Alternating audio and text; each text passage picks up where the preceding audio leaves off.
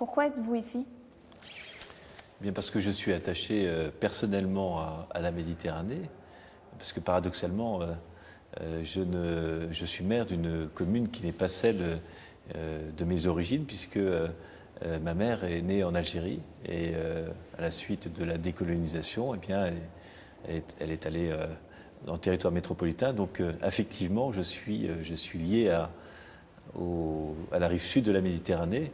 Et puis après, par les hasards de la vie, eh bien, je suis devenu maire d'une commune de l'ouest de la France, Coulennes. Et la deuxième raison, c'est une raison plus politique. J'ai été désigné comme rapporteur d'un avis sur l'aide des collectivités locales au développement.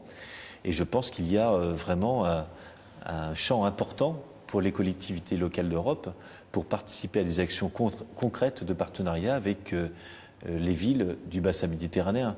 Et je souhaite être parmi ceux au comité des régions qui vont inciter les 100 000 collectivités locales d'Europe à se jumeler avec une ville du bassin méditerranéen.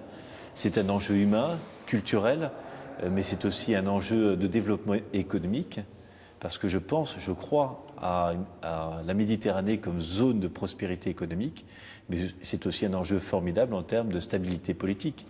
Et la Méditerranée est notre mer voisine du Sud, mais toute la stabilité politique de l'Europe dépend de la stabilité de la Méditerranée. Quelle est, selon vous, la valeur ajoutée de ce type d'initiative par rapport à ce qui existe au niveau interétatique?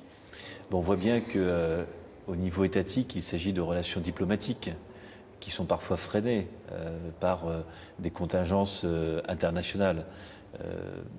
Le meilleur exemple, c'est le sommet du climat à Copenhague qui a finalement accouché d'une souris, comme l'on dit, alors que les collectivités locales, elles, ont déjà des actions extrêmement concrètes en matière de réduction des émissions de gaz à effet de serre.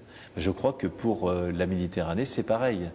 On a effectivement un cadre qui a été défini au niveau des États, il est important, mais maintenant les actions concrètes, elles se feront bien plus rapidement au niveau des collectivités locales. Et les collectivités locales du bassin méditerranéen, mais aussi de l'Europe, sont tout à fait prêtes, je crois, à s'investir sur des micro-projets parfois, mais qui vont véritablement faire avancer la coopération entre l'Europe et le sud de la Méditerranée, mais aussi dans l'ensemble du bassin méditerranéen et en particulier au Moyen-Orient.